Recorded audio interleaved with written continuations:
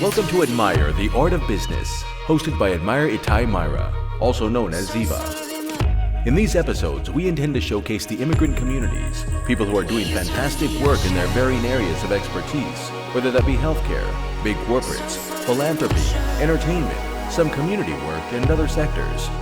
We have many unique individuals doing incredible work out there in their respective communities. However, we don't hear much about their achievements. Therefore, it is time to shed light on their success stories. We want to bring them to the table, speak to them about their career progression from where they started to where they are now, discuss the challenges they faced and the strategies they employed to overcome them in order to showcase the great work of immigrants in Australia and beyond. Our goal is to inspire the youngsters and people who have personal goals, who may think that they don't possess what it takes to achieve those goals. However, after seeing someone else achieve, strive, and overcome on their way to success, they will believe it's possible for them. You can do it.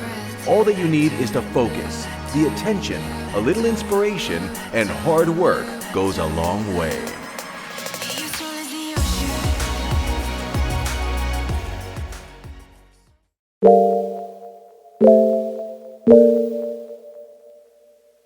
Welcome once again to Admire, the Art of Business. Today, with amazing ladies, Rutendo Nyasha Mudzinganyama. These ladies have managed to achieve millions of things. Rutendo has got 7 years working experience. She has got a law degree and communication degree as well. She is a solo traveler. Consulting business is what she's looking at. And she's achieved a few things in there. Charter Hall, is that right? Charter Hall? Yep. Yes, that's what you're working right now? Yep. Beautiful. And Nyasha, 35 years. She had the first property at 23 years. And right now, she's going for big jobs. She wants to be GM, some point in time, is that right? Yes. Beautiful. Ladies, welcome. Thank you. Thank you for having us. Great to have you here. Thank you. It's good to see, you guys are siblings, all right? Yes, we are, yeah. Okay, so who's the older one? I'm the older one. You're the older one? I'm the older one. Ah, cool. So at 23 years, Yeah. you had your first property. Yes, I did, yeah. How did that happen? So, culturally, you don't leave home until you get married. Yeah. Right? You stay at home. Yeah. But I thought, I really want to move away from home and do my own thing and Yeah. be independent. The only way that I can do that, Yeah. the only way my parents will allow me to Yeah. actually move out is when I buy my own place. Oh, wow. So yeah, it's just in discussions with them, and it just happened very, very quickly through hard work Yeah. as well. So I remember I had 2 jobs at the Yeah, time, yeah. raising a deposit, Yeah. and trying to make it work for myself, and then I've never looked back. Wow. Yeah. So after getting a property, they moved out. Then I moved out, yeah. You're so smart with that, eh? And they couldn't say no. Oh yeah, of They course, couldn't say because you no. guys agreed on that, Yeah, eh? yeah, they couldn't say Oh, no. beautiful, Yeah. beautiful. And you just started a new job. I did. What are you doing now? Charter Hall. So I'm a compliance manager. Yeah. And I'm looking at funds management, real Okay. estate, mergers and acquisitions. It's a very interesting space. Big company. Big company, yeah. It's going to be a lot harder from next year, Yeah, obviously. yeah. But I'm excited for that challenge. Wow. It's like a new step to where I need to be. Eventually, maybe CEO. I like that. One day. You're going to have that. Yeah, I do. Yeah, you will. I do You have will. to have that. Yeah. Yes. So talk to me. Who is Nyasha? In short, who are you? Yeah. Nyasha is a very straightforward person Yeah. who loves herself and loves to actually understand what the world brings to her. And she's hardworking, she's very loyal, very patient, and very true to myself. I think that is the core of who I am. Wow. Yeah. Lovely. Yeah. And everything falls after that. After that, Yeah. yeah. So when you go down and say Rutendo, who is Rutendo? Who are you? Who's Rutendo? Yeah. You're delusional, I'll tell you that. Okay. Sometimes. No, it's more of like I set a lot of goals. I like to achieve my goals. I give myself time frames for when I want to set those goals. Yeah. But I also align myself with people that are wanting the same things in life as well. Because I feel like you can easily stray away from who you are as a person if you surround yourself with people that are not aligned with you. But it's actually good because I have an older sister. She's Yeah, good, and yeah. she's been guiding me through Oh, that's good. my career. I'll tell her exactly where I want to be. And I remember when I first started at BT, I was in life insurance, and then she said, you need to go into margin lending. Okay. No idea about margin lending. Yeah, Nothing yeah. to do with investments. But I take a lot of guidance from her, which is nice. So yeah, that's Rutendo. Okay. Roy, I think. Wow. Wow. That's good on you. Yeah, I remember I pushed her a lot actually to Yeah. go into margin lending. I was Yeah. like, get into investments. Yeah. So even when she started at BT, Yeah, I yeah. remember I was having drinks with work colleagues, and Yeah. one of the guys was a team leader Yeah, at yeah. BT. Okay, yeah. And my sister was still at uni. I think Yeah. probably in second year or something. Yeah. And over drinks, he was looking for people. Yeah, I yeah. said to him, well, my sister needs a job. Yeah. I'd even spoken to her about it. I'm like, wow. well, get my sister in here. And he's like, okay. And I remember ringing, I'm like, I got you a job. And she's like, What kind of job? I mean, I'm looking for a job. yeah, I'm like, you're coming to work for BT, and so am I allowed to say the name of the company that we work for? Oh yeah, I guess. You guess, right? But yeah, and next thing she was in there, and she's never looked back from there. So I guess we do work very well together. We guide each other and we help each other a lot. Which is great. Yeah. You know what, ladies, the cornerstone of this interview basically is going to be inspiring other people out there. Want to know when you guys migrated to Zimbabwe? How old were you then? I was 16. You were 16. So I had just finished my O levels. Wow. Yeah, it was, A teenager in very there. interesting. Yeah, Yeah, very, very yeah. interesting. And you were 9. 9, okay. And our brother was 13. Okay, 13, 14, yeah. All right. Very, very interesting. The main thing that you find, because when we moved here, we moved in an area that was predominantly white. There were no other black kids Wow. around. Okay. So even at school, the only black kids were my brother and I, and then in Rutendo school, she was the only black kid that was there. But when you get moved into that sort of system, you actually learn to rely on each other and actually be friends with each other. Yeah. Where normally, my friends would be outside of home, and but we actually then built ourselves and we grew closer and closer. I remember we used to go swimming. Remember the first time that we went swimming? Yeah. Every time. Yeah, We used to go swimming together, we used to go for bike rides and walks, but we're just very, very, very close. And it grew. That really, really helped us. It cemented what being a family was. Yeah. And then just being each other's. Taking care of each other. Yeah. Just looking Okay. after each other. Okay, That's where it came okay. from. Yeah. Any major challenges that you faced when you went to school at the age of 16? When you just moved here? Absolutely. Look, because I was in boarding school when I was in Zimbabwe, and I had yeah. my group of friends and people that were like me, people that understood who I was, very, very similar backgrounds. So moving here, I had to really start making new friends. Yeah. And it's hard. At 16, everybody's already in their group of friends. Of course. And it's hard to actually bring in somebody who thinks like you. Like, with Australian kids, for example, not saying that's bad. They used to partying and all that sort of stuff. But I really wanted to succeed. Yeah. So I had to really find a balance where I could find friends that are like me, that also like to enjoy life, but also really want to study. Just and focus So on that was the education. really hard stuff, Yeah. But I guess it was good because it really made me focus on school. Absolutely. Yeah, because I Absolutely. really just wanted Okay, to do okay. really, really well. Rutendo, you are 9 years old, right? Yeah, I was 9. But, it was what- so different. Yeah, isn't it? Yeah, it was so different. You're in year what when you moved here? Year 3? Year 3? Yeah. Oh, okay. Yeah, so Okay. it's like starting in primary, so Yeah. you're making your friends.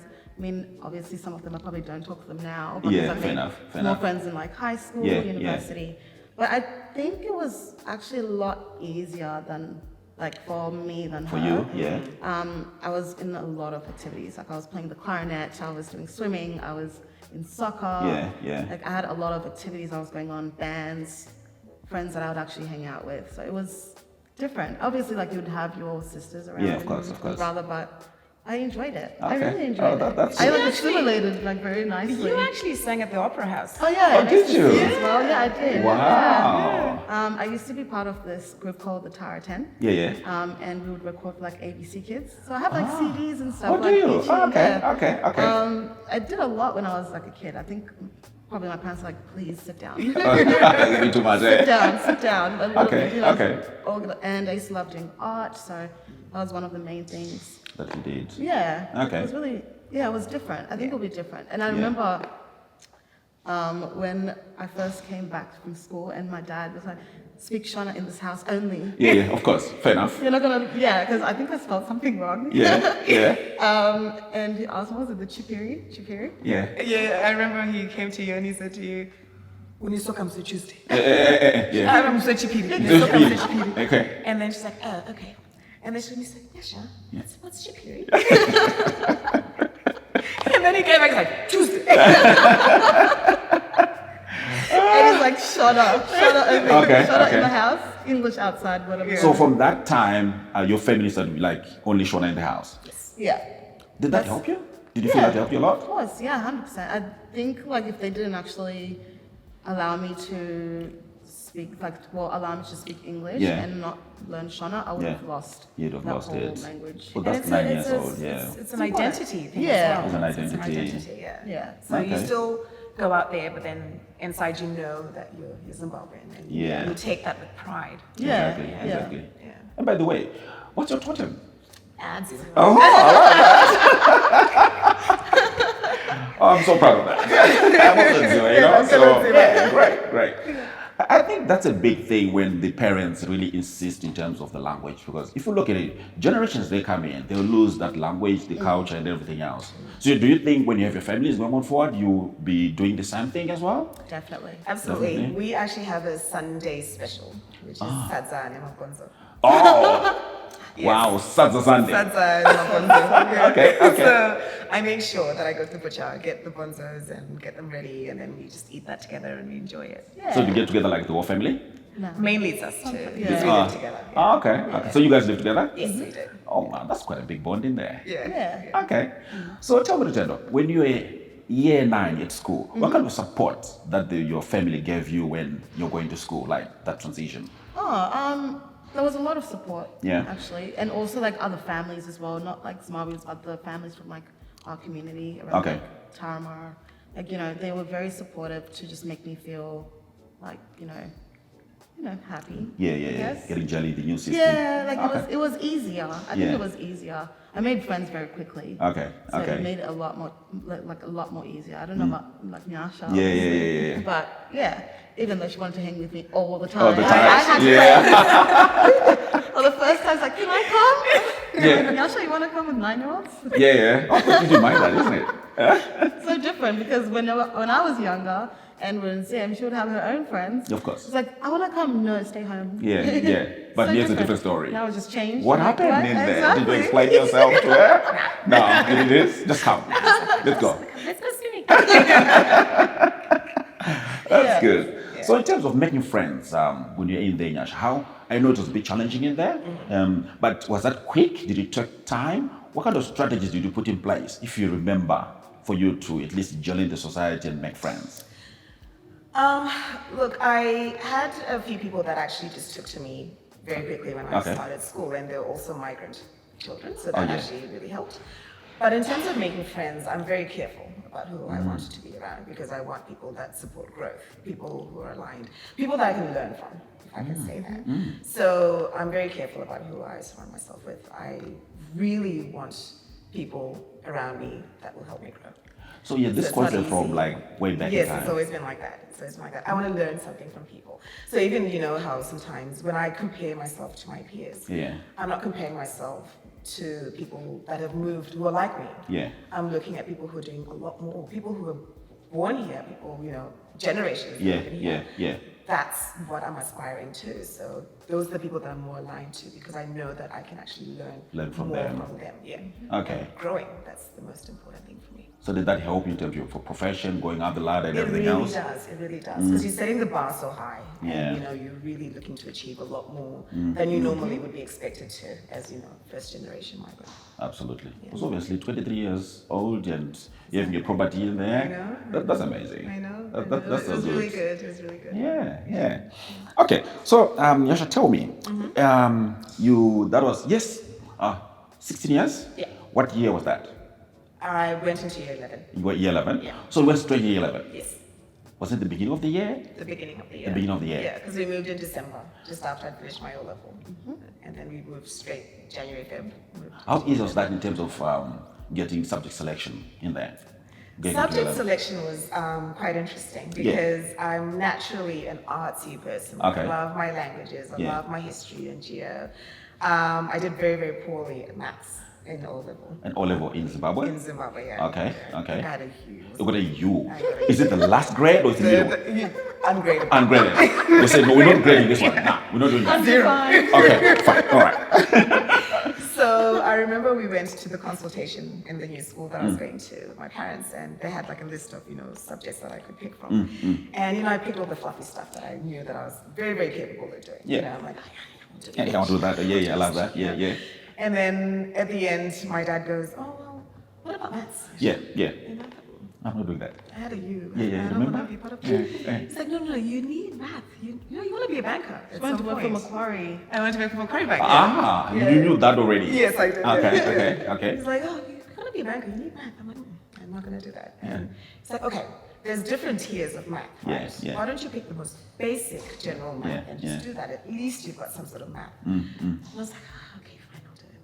Yeah. And it was really, really tough. But it turns out that the math that I did in high school is the math that I'm doing now. Ah. Yes.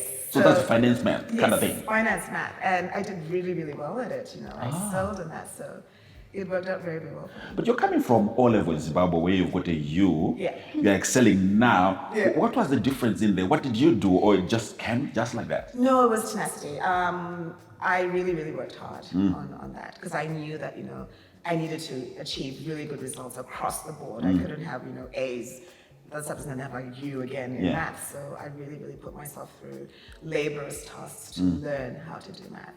I remember I would be up 2 a.m. and I used to share a room with my sister. And she'd be screaming at me, turn the lights on, sleep. But then I really, really put in the effort. And it turns out that was my highest grade. I think I was 90 something. In math. Coming from the lowest grade to the highest grade, being top of the class. Top of the class again. Yes. I think I was top of the class in 3 subjects, was it? Oh, I was top of the class in English, maths, and history. Okay. So do you attribute that just to working hard? Yeah, working hard and loving what you do. Just actually taking the time to love what you do and putting your heart in everything that you do. Yeah. And having that family support as well. I remember I used to sit for hours with my dad, doing maths, and it's like, I'm screaming. I know. Yeah, they keep on. I'd come back again. I'm like, Dad, okay, can you do this? And this one, yeah. Well, that's good family support, eh? Yes, that family support is very important. Yeah. She's got the lights on during the night. It's 2 a.m. How do you feel about that? When she was studying? I'll never forget that. You never forget that? I'll never forget it. Every time for HTC, what's 3 months? Yeah. Well, it was 2 years, right? 2 years. Yeah. Nightmare. Absolute nightmare. But then again, you used to play your clarinet as well, and I used to hate it. True. Yeah, but I wouldn't be. Studying up to that. She would make me, because when she started, she did band, so she used to play the clarinet. Oh. And then I would be her audience. She's just playing you in the audience. Exactly. Okay. During the day, being beep beep beep. And then at night the lights will be on. I'll be studying. Yeah. Okay, you finished year 12, right, Nyasha? And what did you study at uni? Finance. I did bachelor's in commerce. Yep. Majoring in economics and finance. Okay. And then a master in finance. A master in finance as well. Wow. Coming from O level and graded 1, now you're specialized in math. Exactly, and I enjoy it. I love it. That's great. Okay, Rutendo, let's go back. Okay. You went to uni as well, right? Yes, I did. What did you do at uni? I did law and a communications degree, majoring in advertising. Advertising. Yeah. And now you're doing funds management. I know. These are 2 different things. Completely. What happened? What inspired you to do advertising? So when I was in high school, I loved art. And I really enjoyed it. And I think, what was the company? Saatchi. Saatchi and Saatchi. I really wanted to work for Saatchi and Saatchi. And those are big companies. Yeah. And I was very excited, and I was doing all my artworks, and I realized maybe I should add something that I actually really enjoyed doing at school or university. And when I got in there, and I was like, okay, and I've tried to get internships. Struggled to find an internship. Very challenging. Even for free. No one even wants me to work for free. Oh, really? Who does that? I know. Can't work for me for free. Exactly. I was just like, why do you not want me to work for free? So I kind of moved away from that, and I was like, let me focus more on my law degree, because I was like, I'm going to be a big corporate lawyer. Oh, I love that. I want to make partner by 25. Yeah. The lies that I told myself. Okay, no, it's not. And then I went into PT, and I was like, I love this place. Yeah. I love it. It's very fast paced. It's always something happening. All the time. It's not very slow. Yeah. And I knew that with law, you need to be like always constantly reading and studying, Yeah. which I'm already doing now, but in a fast-paced environment. So, yeah, and then when I got into investments, I started off in like RAP, which is like a platform. Okay. And I was learning all about like ASX, managed funds, listed securities, unlisted, property, how it works, underlying investments. Okay. And then I just went into margin lending, and then margin lending was like borrowing money, how to lend, how to trade. Yeah. I was like, why am I going to law? Why am I doing? Nah, I'm not doing any of that. So I completely changed that. Yeah. And the next move I thought to myself, like, let me go into funds management. That's where I want to be. Yeah. And then I got my first role at like AMP Capital and was really good as a funds manager. And then I started just working towards that. And then Okay. I think I got an opportunity actually for the first time. Yeah. So when I wanted to be a compliance manager, just to combine the two. Yeah. But I could not get into compliance because I didn't have the experience. Sometimes you need like 5 years experience. And I remember I came back from Japan and I saw a role that was like advertised within like the group. And then I just messaged the hiring manager, who was like the head of compliance at that point in time. And I asked her, can you tell me what skill sets I need to put in to become a compliance manager? And then she asked me like all these questions. I was like, let's have coffee. And one thing that I would actually completely suggest for anybody in finance, if you want to make it, everyone wants coffee. Everyone is always ready to go and have a coffee. So it's the best way to network. Always ask for coffee. No one will ever say no because, everyone's just buzzing on coffee. But and she gave me she just said, send me your resume. And we have a look. And we'll have a look. And then the next thing she was like, come for an interview. And I was like, without any experience. So it was actually really nice to actually have that opportunity. Yeah. And then it's just gone up. Okay. Networking, coffee. Never say no to coffee. Never say no to coffee. Never say no to coffee.